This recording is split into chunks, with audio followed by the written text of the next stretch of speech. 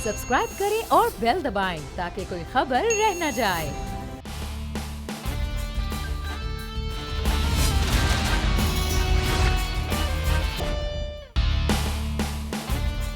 अस्सलामुअलैकुम। The special report with Mudassar Iqbal के साथ हाजिर खिदमत है। नाजरीन, इस वक्त एक बड़ा अहम मसला है।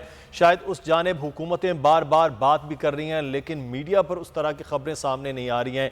ये इतना पेचीदा और इतना संजीदा मामला है कि अगर इस पर 8-10 दिनों के अंदर सूरत हाल बेहतर ना हुई तो फिर एक कहत साली का मामला हो जाएगा। फसलों की जो बिजाई है उसका मामला बड़ा लेट हो जाएगा और अगले आने वाले साल में इसके असरात नज़र आएंगे। और वो मसला है इस वक्त दरियाओं का लेवल कम होना, यानी वो डेड लेवल से नीचे जा रहे हैं, नहरें सूख चुकी हैं, पानी का बहुत बड़ा मसला इस वक्त क्रिएट हो रहा है। आबपाशी के जो पूरा निज़ाम है वो दरहम बरहम हो सकता है अगर बहुत जल्द बालाई इलाकों में, मैदानी इलाकों में बारिशें ना हुई, दरियाओं में पानी ना आया तो ये सूरत हाल गंभीर हो सकती है। मौसमी तग़य्युर और तबद्दुल जिस तरह से हो रहा है कि अब जुलाई का आगाज़ हो चुका है तो प्री मानसून की बारिशें भी उस तरह से नहीं हो पाई हैं जो माजी में होती रही हैं। मानसून लेट हो रहे हैं, सर्दी जो है वो लेट तक चल रही है, गर्मियाँ देर से आ रही हैं। लेकिन ये तमाम तर मसाइल जो है इस वक्त माहौलियात की वजह से हो रहे हैं। इसका सबसे ज़्यादा असर पानी ना होने की वजह से है। पानी के ज़खायर पाकिस्तान में पहले ही ना होने के बराबर हैं, यानी कि डैम्स की सूरत में। लेकिन जो दरियाओं का मामलात हैं और नहरों का सिलसिला चलने का है, बहुत सारी नहरें तकरीबन साल में 9 से 10 माह चलती हैं, लेकिन बहुत सी नहरें ऐसे हैं जो सिर्फ 4 से 6 माह चला करती हैं। लेकिन उसके बावजूद अब दरियाओं में पानी कम होने से इस वक्त सिंध की अगर सिर्फ बात की जाए तो 10 से 12 रोज़ का सिर्फ पानी रह गया है। सिंध पंजाब को बार बार ब्लेम कर रहा है कि पंजाब जो है वो पानी नहीं दे रहा है जो सिंध का हिस्सा है। बलूचिस्तान सिंध को ब्लेम कर रहा है कि सिंध पानी उनका रोक रहा है और उन्होंने अब हब डैम को खाली करने के हवाले से धमकी भी दे दी है। तो अब ये मसला इंतहाई पेचीदा हो चुका है। हुकूमतें इस जानिब तवज्जो जितनी उनकी है कि हम मुसलसल सुबह से आज जो वज़ीर आबपाशी हैं दोनों बड़े सूबों के, उनको बार बार रिक्वेस्ट कर रहे थे कि हमारे प्रोग्राम का हिस्सा बने, लेकिन वो माजरत कर रहे हैं। इस पर गुफ्तगू करते हुए ये उनकी संजीदगी का आप अंदाज़ा लगा सकते हैं कि एक जानिब दरियाओं की सूरत हाल और आबपाशी के मसाइल और सूबों के दरमियान एक जंग की सी कैफियत बनी हुई है। क्योंकि ये तो कहा जाता है कि तीसरी आलमी जंग शायद पानी पे होगी पूरी दुनिया में, लेकिन यहाँ तो हमारे आपस में जो इख्तलाफात हैं वो पानी की सूरत में नज़र आ रहे हैं। आप ये जानते हैं कि एक पूरी दुनिया में तयशुदा तरीक़ाकार है कि जो डाउन स्ट्रीम है उसको उसके लिए पूरा हक होता है पानी का। यानी कि जब कश्मीर से पानी या हिमालय से निकल रहा है तो वो पंजाब के मैदानों से होता हुआ सिंध और बलूचिस्तान के मैदानों तक आएगा, सहराओं तक आएगा, तो उनके पास पूरा हक होता है। लेकिन जिस तरह से इंडिया पाकिस्तान का पानी बयास, सतलुज और रावी की सूरत में रोके रखा हुआ है, वही सूरत अब नज़र आ रही है कि जो पानी है वो अब खुद कुदरती तौर पर ही रुकता हुआ नज़र आ रहा है। पंजाब कह रहा है कि उनको अपने हिस्से का पानी नहीं मिल रहा। क्यों? क्योंकि बारिशें नहीं हो रही हैं। इरसा ने उनके पानी में भी कटौती कर दी है, सिंध के पानी में भी कटौती हो गई है, बलूचिस्तान के पानी में भी ऑटोमेटिकली ये कटौती होती हुई नज़र आ रही है। इस तमाम तर सूरत हाल पर बात करेंगे कि अब क्या पेचीदा मसाइल हो सकते हैं। हमारे साथ हमारे वाटर एक्सपर्ट भी मौजूद हैं, एग्री एक्सपर्ट हैं, डॉक्टर परवेज़ आमिर साहब। बहुत शुक्रिया डॉक्टर साहब आपके वक्त का। उनसे भी बात करेंगे और जो इस वक्त सक्खर बैराज की जो सूरत हाल है वो ताज़ा तरीन वो भी जानेंगे। हमारे ब्यूरो हेड सक्खर शाहिद अली हमारे साथ वहाँ से मौजूद हैं, उनसे सबसे पहले वहाँ की सूरत हाल जान लेते हैं। जी शाहिद, आगाह कीजिएगा क्या मामलात हैं इस वक्त, क्योंकि दरियाए सिंध जो है वो सबसे ज़्यादा बड़ा दरिया और जिसमें तकरीबन ये कहा जाता है कि सारा साल पानी रहने की सूरत हाल है। लेकिन इस मौसम में जब एग्रीकल्चर की बड़ी पीक होती है और गर्मियाँ वो भी बहुत तेज़ी के साथ हैं, नई फसलों की तैयारी हो रही है, तो यहाँ पर पानी नहीं है। भाव में पानी की कमी होती जा रही है और ऐसा लगता है कि मुल्क एक पानी के शदीद बुहरान की जानिब बढ़ रहा है। तरबेला डैम में क्या सूरत हाल है, मंगला में कितनी कमी है, गुड्डू बैराज पर कितनी शॉर्टेज है, सक्खर बैराज पर कितनी शॉर्टेज है, इस बारे में हम बात करेंगे Sukkur barrage control room incharge Abdul Aziz Soomro sahab से। लेकिन उससे पहले मैं ये बताता चलूँ कि सिंध में जो पानी की इस वक्त कमी है, दरियाए सिंध में जो पानी की कमी है, उससे न सिर्फ सिंध के लोग जो है बुरी तरह मुतासर हो रहे हैं, चावल की फसलें सूख रही हैं, आगे आने वाली गंदम की बुआई मुतासर हो सकती है। बाज़ इलाकों में पीने का पानी अब लोगों को नहीं मिल पा रहा है, जिसके बायस सिंध ने जो है वो वफाक से एहतजाज भी किया था, एडसा से भी एहतजाज किया था। लेकिन दूसरी जानिब सक्खर से ही गुड्डू और सक्खर बैराज से जो बलूचिस्तान को पानी फराहम किया जाता है उसमें भी तकरीबन 22% की कमी है, जिसके बायस बलूचिस्तान हुकूमत, बलूचिस्तान का महकमा आबपाशी और वहाँ के आबादगार भी एहतिजाज कर रहे हैं। सूरत हाल पानी के हवाले से संगीन है। बात करते हैं अब्दुल अजीज़ सुमरो साहब से, सक्खर बैराज के कंट्रोल रूम इंचार्ज हैं। आप बताइए, आप सीनियर एक अफसर हैं जिन्होंने मतलब ये है कि हमेशा पानी के ऊपर बड़ी गहरी निगाह रखी है। इस वक्त हम किस बहरान से गुजर रहे हैं और कितना बड़ा बहरान आने वाला है? असल में जो बालाई इलाके हैं वहाँ पे खातिर ख्वाह बारिशें न होने की वजह से ये सूरत हाल जो है मज़ीद गंभीर हो गई है।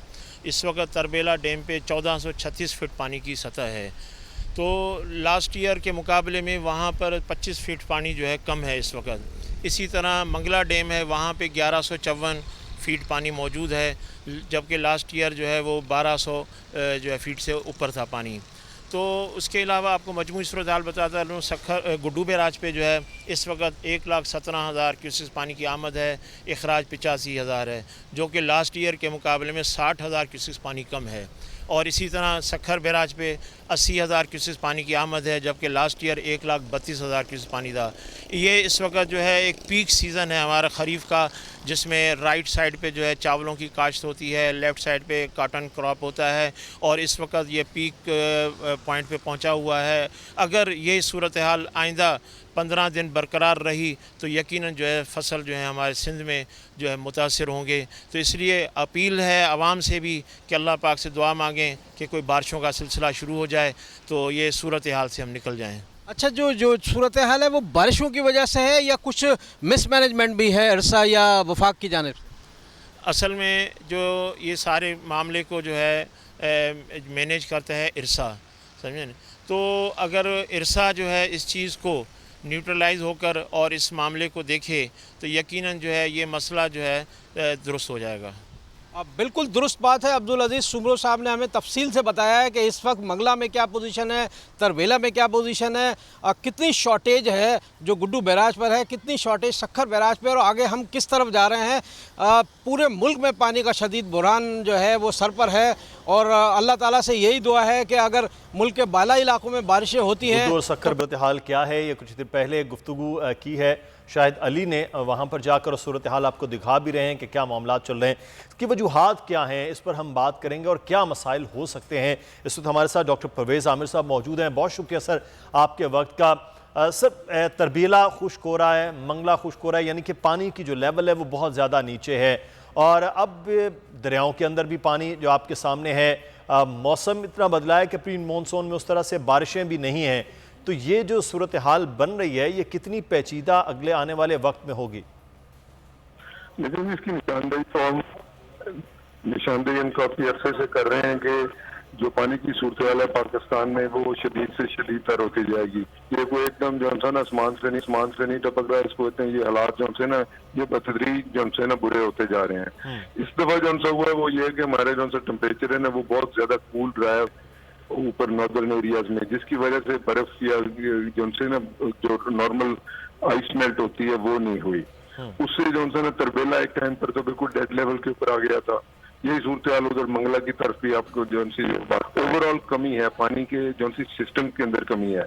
हमने क्योंकि अटक से नीचे हमने कोई किस्म की स्ट्रक्चर जो है नहीं बनाया हुआ, नहीं तो नॉर्मली जो पानी उसके ऊपर आता है हमारे पास काबल रिवर से वो आता है, कुछ इधर से अपना जो इंडस का पानी है वो मिलकर अगर वहाँ कोई हमारे पास स्ट्रक्चर होता उसके नीचे किसी जगह पर भी होता तो वो आपकी ये सूरत हाल को जो है ना वो कर सकता था, मतलब ना उसका सदेबाब कर सकता था। तो ये मैं समझता हूँ पूरी दुनिया में इस वक्त जो ना 50% जो ना ज्यादा ऑब्जॉर्प्शन है हीट की। तो ये कोई खुदा की तरफ से जो है कनाडा जैसे ममालिक में कल परसों आपको पता है उसमें 4-5 पूरी दुनिया के अंदर जो है ना ये चीज जो है टोटल क्राइसिस सिचुएशन बन रही है, जिसकी निशानदेही साइंसदानों ने बहुत पहले की हुई है। ये ऐसी नहीं कि ये एकदम हो गया जी हमें पता नहीं लगा, हम तो इसकी बहुत अरसे से जो है मैं प्राइम मिनिस्टर की टास्क फोर्स पे रह रहा हूँ, हम 20 साल पहले भी ये बात कर रहे हैं कि ये कुछ होगा। दूसरी चीज आ रही है बारिशों में जो हम वाले कह देते हैं कि जनाब उसको कहते हैं बारिश हो रही है, हर जगह बारिश आ रही है, बारिशें होंगी। ये मानसून थोड़ा सा लेट आ रहा है, मुझे उम्मीद है कि इंशाल्लाह ये सूरत हाल जो अगले 15-20 रोज में थोड़ी सी बेहतर हो जाएगी। लेकिन जितनी मर्जी बारिश हो जाए ना उससे सारे दरिया नहीं भर जाएंगे। जो ऊपर सूरत हाल डैमों के अंदर है, जो पानी है हमारे पास वहां पर हमें वैसे कमी का सामना है। तो मैं समझता हूँ कि ये सूरत हाल से जो सी ना इसके ऊपर ज़रायत के ऊपर आप समझेंगे कि जो एग्रीकल्चर है ना उसके लिए इंतहाई गंभीर हालात बनेंगे। हीट वेव ऑलरेडी हमारे चल रही है पाकिस्तान के अंदर, जो 2015 में आपको पता है जो हीट वेव आई कितने सारे लोगों का हमने जानी नुकसान हुआ है। ये हीट वेव दोबारा आ रही है, पूरी वर्ल्ड के अंदर इसके अंदर है, पूरा दुनिया जो सी है। तो पाकिस्तान में ये सूरत हाल भी बनेगी। और जो फूड सिक्योरिटी का आपने बात पहले जिक्र किया, मैं सबसे ज्यादा बड़ी जो सा फूड सिक्योरिटी में हमने इस दफा बड़ा कह दिया कि जब हमने बम्पर क्रॉप वीट की उठाई है हमने तो इतना कर दिया, वो अखबार के अंदर टीवी के ऊपर मीडिया सब ने इसका शोर मचाया कि अब ये इन्होंने कुछ 2 हफ्ते पहले जो सा 3 मिलियन टन जो सी ना गंदम मंगवाने के लिए भी जनाब दरखास्त दे दी है कि जी टेंडर किया जाए ताकि 3 मिलियन टन जो सी गंदम आ जाए।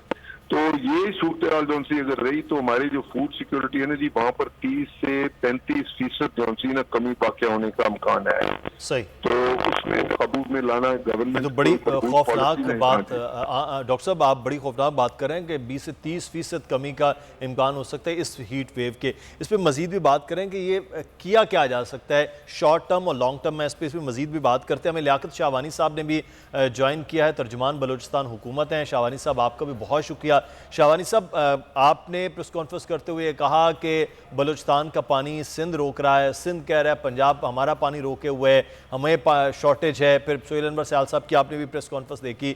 ये एक तो ये ओवरऑल मामला है, लेकिन बलूचिस्तान में इस वक्त क्या सूरत हाल है कि जो पानी की शॉर्टेज हो रही है और वहाँ तो बहुत कम एरियाज़ में जो है वो फसलों के लिए ये पानी है, बाकी ज़रूरियात के लिए पानी है, वहाँ सूरत हाल इस वक्त क्या बनी हुई है?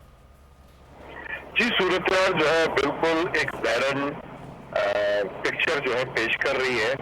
और इस साल तो इरिगेशन दूर की बात है, पीने के पानी वहाँ पे अब हमें नहीं मिल रहा। और थोड़ा बहुत जो पानी सिंध के नहरों से बलूचिस्तान को मिल रहा है वो अभी हम कन्वर्ट कर रहे हैं उसे ड्रिंकिंग पर्पस के लिए। तो क्योंकि वहाँ पर पीने के पानी की सूरत हाल भी है। दूसरी बात यह है कि उस वक्त जब इसका एग्रीमेंट इस पर डेलिब्रेशन हुआ तो उस वक्त केसी को इसलिए भी एग्जाम करार दिया गया किसी वाटर शॉर्टफॉल की सूरत में कि पहले ही बलूचिस्तान का हिस्सा जो है वो बहुत कम है और एक ही हमारा ग्रीन बेल्ट है नसीराबाद डिवीजन जो इरिगेट होता है सिंध की नहरों से। और वहां पे पानी की किल्लत का मतलब है कि बलूचिस्तान के जमींदार किसान फसलों को नुकसान।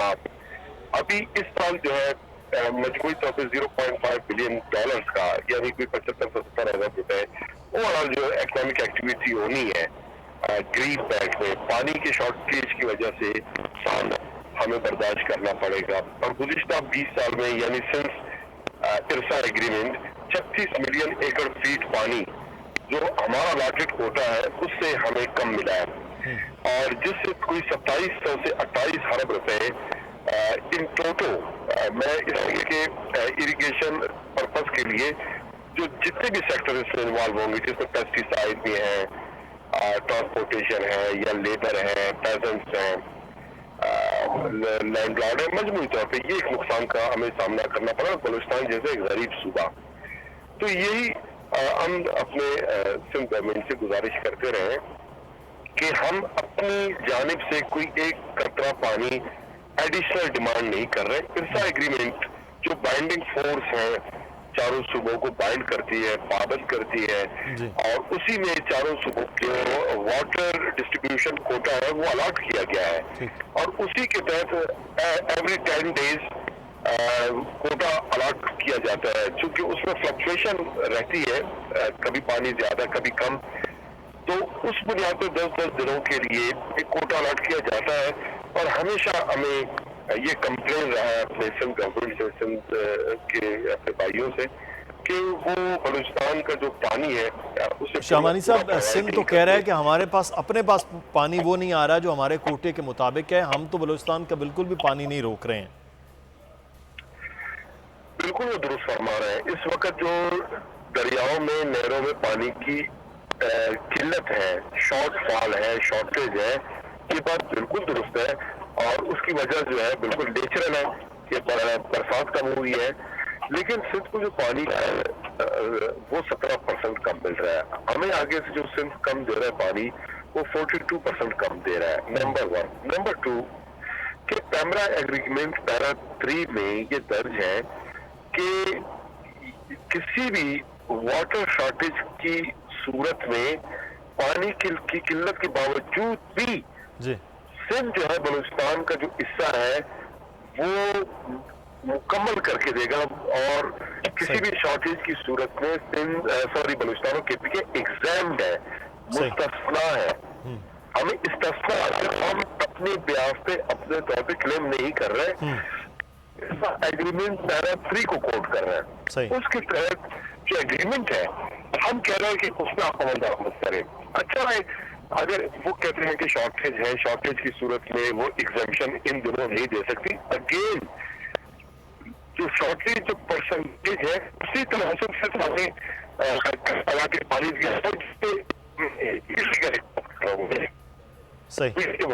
मैं कह रहा हूँ।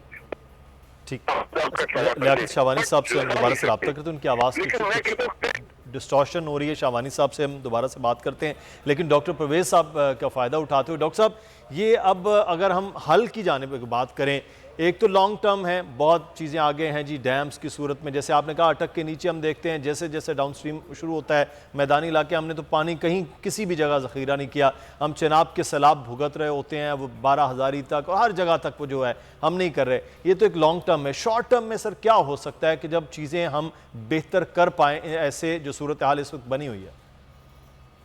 लेकिन ये लॉन्ग टर्म में तो है, जैसे बादशाह डैम आप बना रहे हैं ये लॉन्ग टर्म में है, आप मान जाए वो मीडियम टर्म में।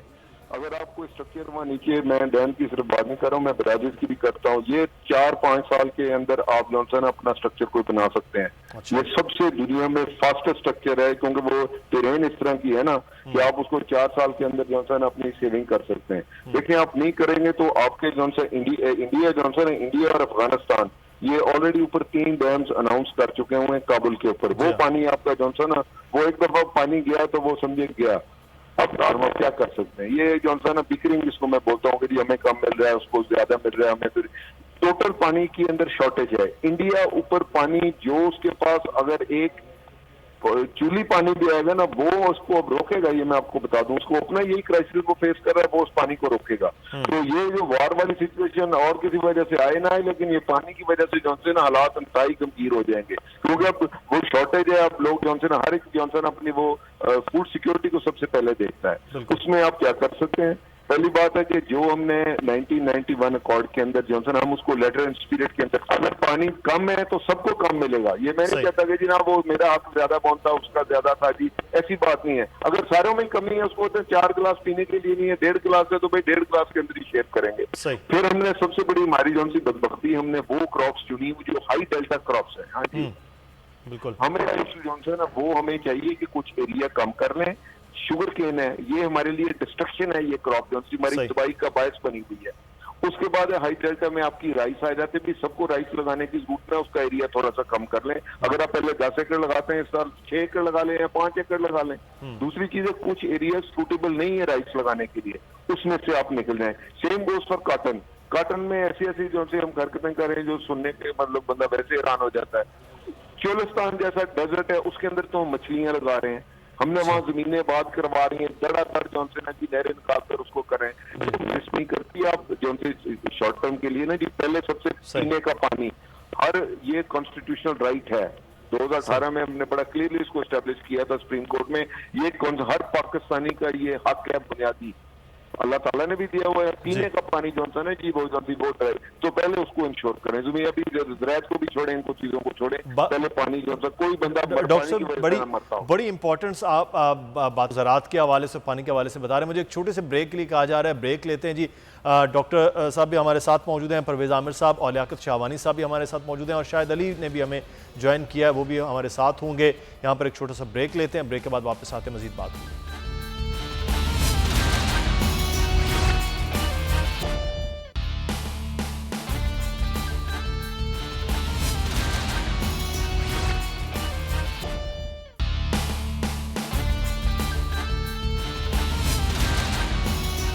ब्रेक के बाद आपको खुश आमदीद कहते हैं। हम बात कर रहे हैं इस वक्त पानी के बड़े अहम मसले के हवाले से। तो इस वक्त जो सिंध है वो अपने मामलात के हवाले से बात कर रहा है, बलूचिस्तान और पंजाब अपने मामलात के हवाले से बात कर रहे हैं। सिंध के सूबाई वज़ीर उवैस शाह से भी हमने गुफ्तगू की है, और सिंध कि पानी की कमी के हवाले से, और बलूचिस्तान ने जो सिंध पर इल्ज़ाम लगाया उसके हवाले से गुफ्तगू की है। आइए अब देख लेते हैं उनका क्या कहना था इस सारी सूरत हाल पर, मज़ीद बात होगी। जी देखिए, इस वक्त अगर गुड्डू बैराज को आप देखें तो 40% से ज़्यादा वहाँ पे पानी का शॉर्टफॉल है। सखर बैराज अब कमोबेश 25% से ज़्यादा शॉर्टफॉल सखर बैराज पे है। बलूचिस्तान को हम 25% कम पानी दे रहे हैं, 20-25% कम पानी जा रहा है। आज भी बलूचिस्तान के किसी मिनिस्टर साहब ने हम पे ब्लेम लगाया है कि सिंध हमारा पानी हस्प कर रहा है, जबकि उसको होश के नाखून लेने चाहिए कि अगर सिंध को अपने हिस्से से कम पानी मिलेगा और सिंध में ख़ुद जो पानी एंटर हो रहा है, जो गेजेस हैं उनको ख़राब किया जा रहा है ताकि वो बता सकें इन चीज़ों को, पंजाब वाले झूठ बोल सकें। अगर हमारे पास उनको चेक करना है तो मैं दावत देता हूँ बलूचिस्तान के मिनिस्टर साहब को कि आके गुड्डू पे ख़ुद देख लें क्यों इन इल्ज़ाम तराशी कर रहे हैं। कि वो ऑन ग्राउंड आपके टीवी चैनल के तवज्जुब से कह रहा हूँ कि अगर लाइव प्रोग्राम कर लें तो सारी चीज़ें क्लियर हो जाएंगी कि क्या कितना पानी पिछले साल था, इस साल कितनी शॉर्टेज है सिंध में पानी की। हमारी जो चावलों की फसल है, राइस की फसल, वो तबाह होने वाली है, तबाही के दहाने पे खड़ी है। पानी हमारे पास मौजूद नहीं है, नहरों में हम पानी दे नहीं सकते और हम पे ये इल्ज़ाम तराशी हो रही है। बारिशें हुई नहीं हैं, दोनों हमारे जो बड़े डैम हैं वो भर नहीं सके।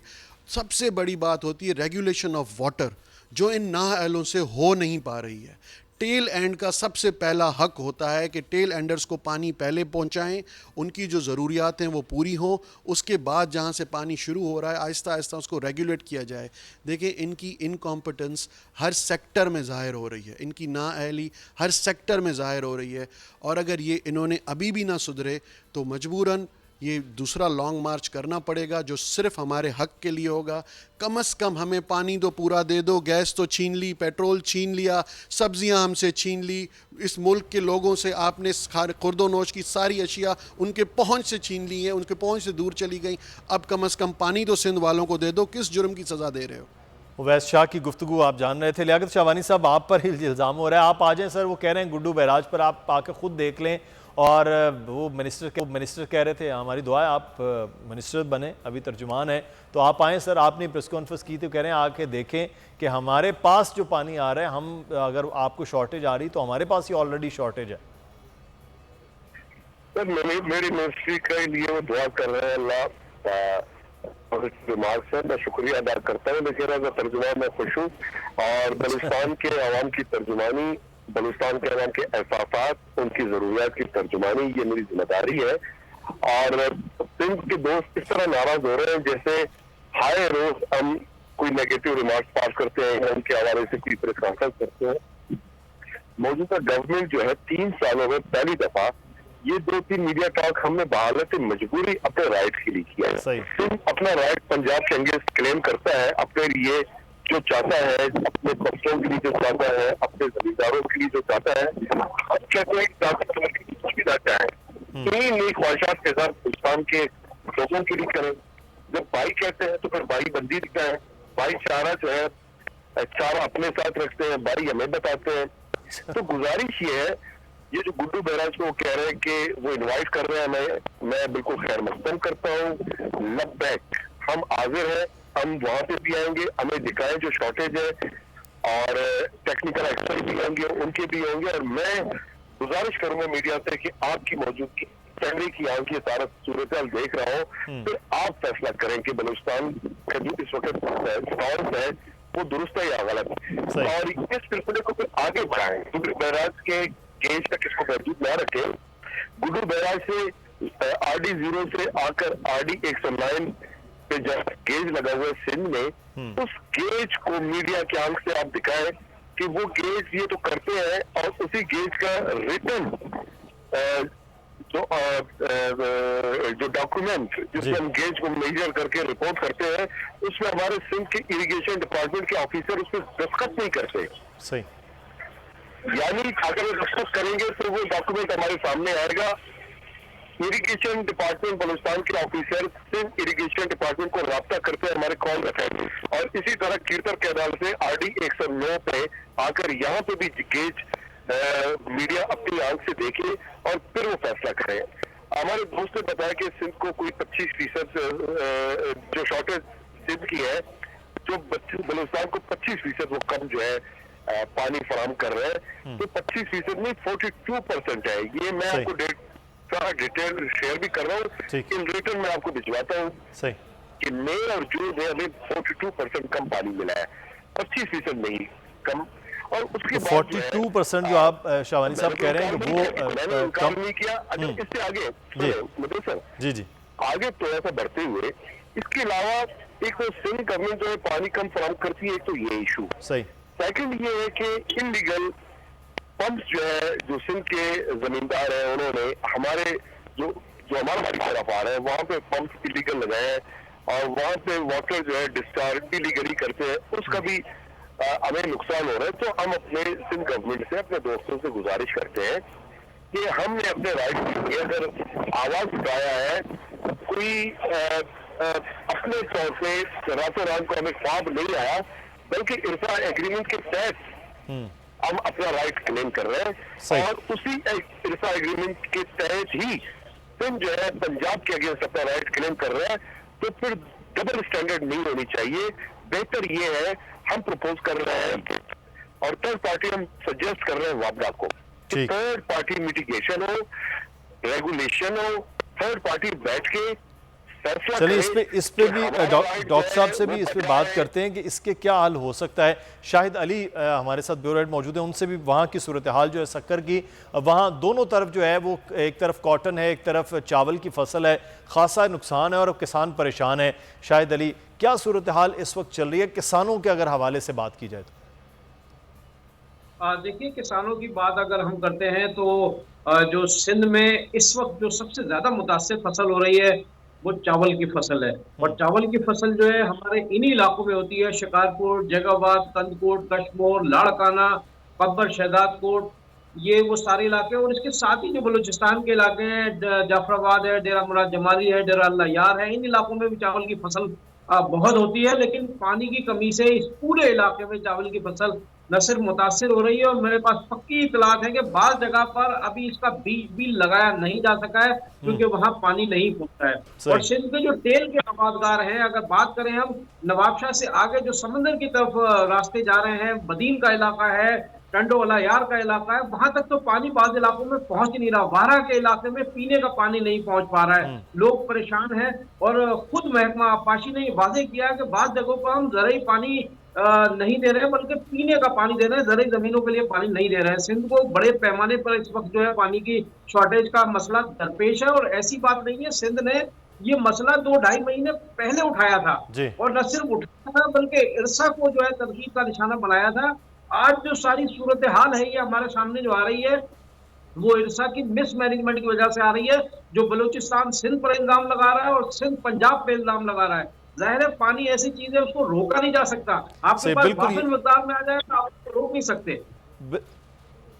बिल्कुल, ये जो है इरसा का मामला है कि इरसा इसको क्लियर करे। लेकिन एक बड़ा अहम मामला है कि इस वक्त जो सूरत हाल डैम्स की है, पानी वहाँ पर भी नीचे जा रहा है, तो इसको मैनेज करना खासा एक मुश्किल काम है, वक्त की भी कमी हो रही है। मैं शुक्रिया अदा करूँगा शाहिद अली आपका भी, लियाकत शाहवानी साहब का और डॉक्टर साहब का अदा करेंगे बहुत अहम मालूमात के हवाले से बात की। मगर आने वाले दिनों में ये जो फूड सिक्योरिटी इसके ऊपर ज़रूर हम प्रोग्राम करेंगे और उसमें कि ये क्या मसाइल अगले आने वाले दिनों में दरपेश हो सकते हैं। यहाँ पर हमें एक ब्रेक लेना है जी, ब्रेक के बाद वापस आएंगे, फिर मज़ीद मौज़ूआत पर बात होगी। हमारे साथ रहिएगा।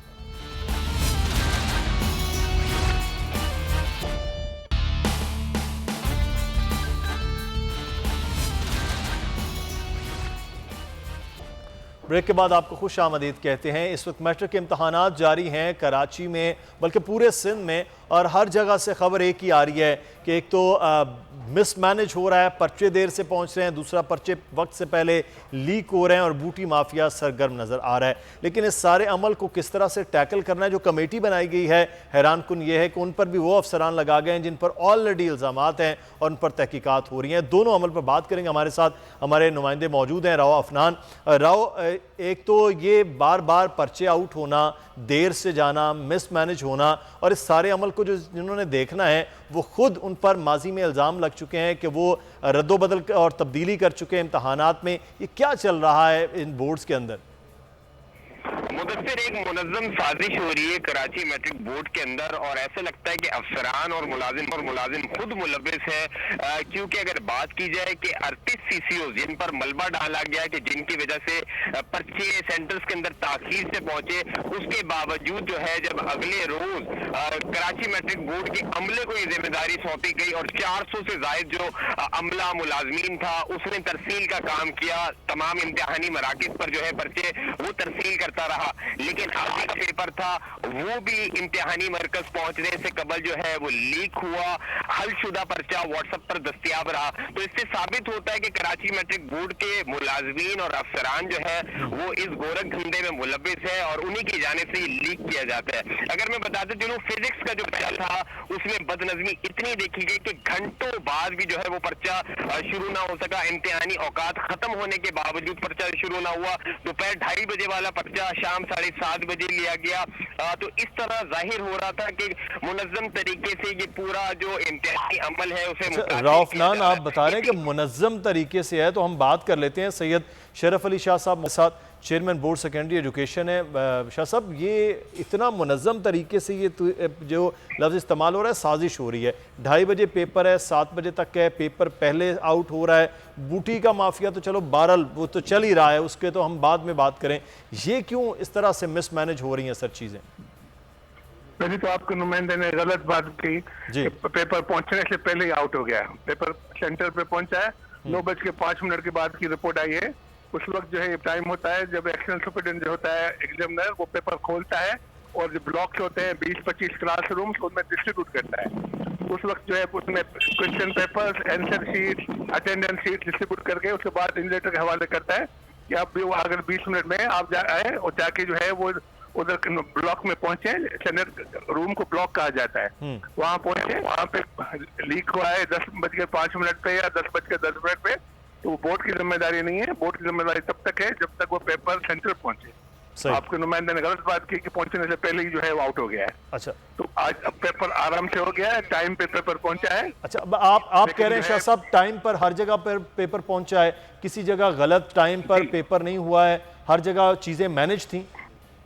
आज थी जी नहीं, मैं पहला, दूसरा, आज तीसरा दिन हो गया मैं पेपर्स के हवाले से कि अब तीनों दिन जो है वो तीसरा दिन नहीं था, आज तो आज कल का पहला दिन था, उसी दिन थोड़ा जो मिसमैनेजमेंट हुई थी, ठीक, जिस वजह से पेपर टाइम पे नहीं शुरू हो सका था, लेकिन पेपर जो है पूरा हो गया और सुबह वाला फिजिक्स का पेपर। अच्छा ठीक, अच्छा राव अफनान, शाह साहब कह रहे हैं कि बिल्कुल भी ऐसी कोई बात नहीं, गलत खबर है कि पेपर आउट हुआ है, जो 9 बजे पेपर पहुंचा है उसके बाद डिस्ट्रीब्यूशन, उसके बाद पेपर आउट हुआ पहुंचने से।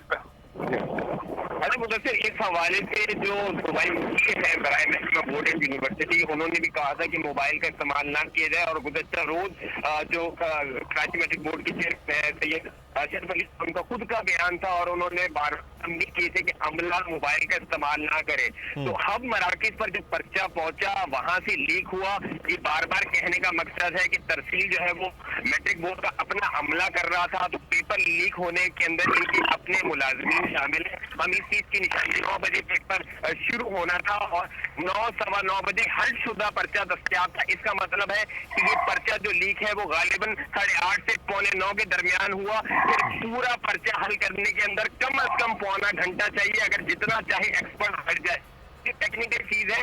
इसका मतलब है कि मुनज़्ज़म तरीके से पेपर लीक हो रहा है और सैयद शरफ अली शाह साहब फोन करें, जो जिम्मेदार है उनके खिलाफ कार्रवाई करें। 38 जो थे जिन्होंने लेकिन राव अफनान शाह साहब तो कह रहे हैं कि हमारे बोर्ड के जो लोग हैं उनसे तो ये नहीं हुआ है, ये तो जिम्मेदारी खत्म हो जाती है जब वहां पर पहुंच जाता है इम्तहानी मराकज पर पर्चा, तो वो तो कह रहे हैं कि है ही नहीं, तो फिर किसके खिलाफ वो कार्रवाई होगी? शाह साहब, आपके लोग तो बिल्कुल इसमें नहीं है मुलव्विस सर। नहीं, मैं जो हमारे सुपरिटेंडेंट होते हैं वो स्कूल के जी जनाब प्रिंसिपल साहबान और जो है टीचर्स हैं, मास्टर साहबान, जी बिल्कुल, वो जो है जो स्कूल के मालिक होते हैं उनके हवाले किया जाता है और वो इन्विजिलेशन जो स्कूल के टीचर करते हैं, तो उसके पेपर उनके हवाले करने के बाद स्कूल के प्रिंसिपल जो काबिल एहतराम होते हैं उनकी जिम्मेदारी होती है कि उसके कस्टोडियन बने और पेपर को जो है वो आउट करने अच्छा के जो भी शाह साहब, ये जो चीटिंग है, बूटी माफिया है, नकल है, मोबाइल का इस्तेमाल है, ये तमाम तर चीज़ें आप तक कोई रिपोर्ट नहीं आ रही कि इस तरह का इम्तहानी मराकज़ पर मामला चल रहे हैं? आ रही है। हमने भी राइटिंग अहकाम जारी किए हैं कि जी मोबाइल फोन का इस्तेमाल, कल तो हमने इन्विजिलेटर्स के लिए भी जो है मोबाइल फोन कर ले जाने का पाबंदी लगा दी थी।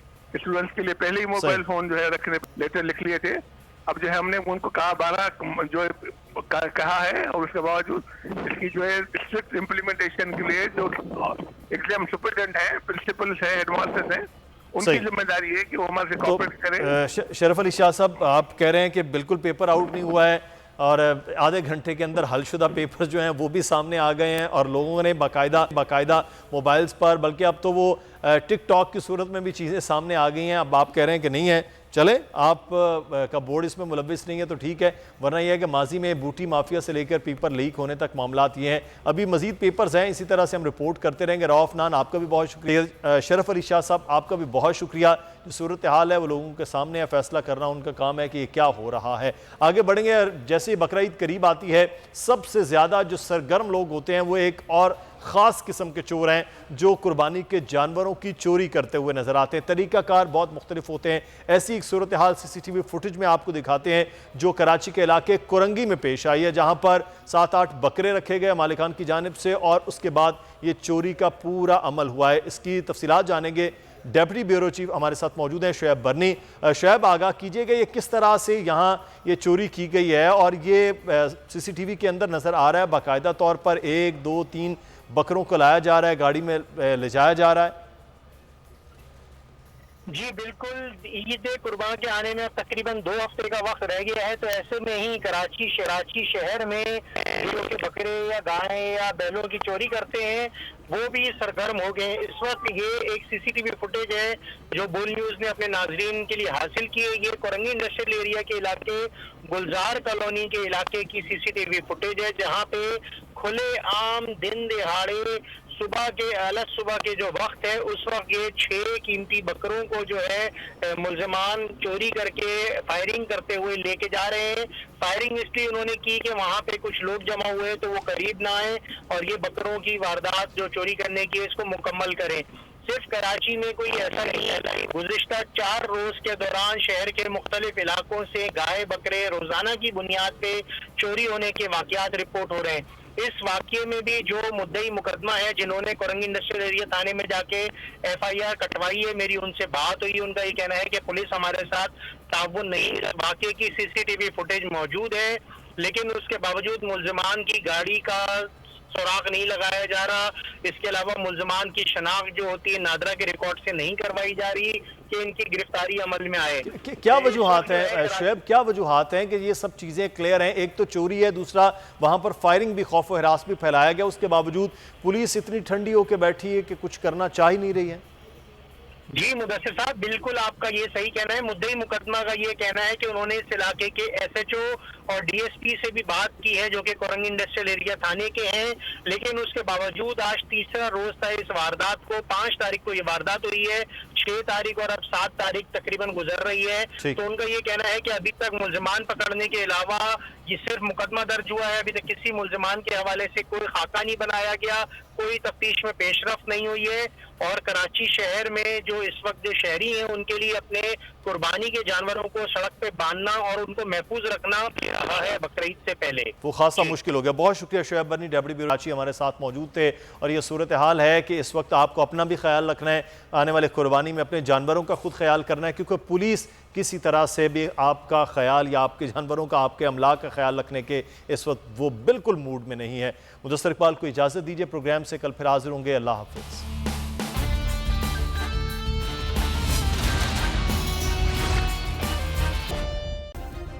सब्सक्राइब करें और बेल दबाएं ताकि कोई खबर रह न जाए।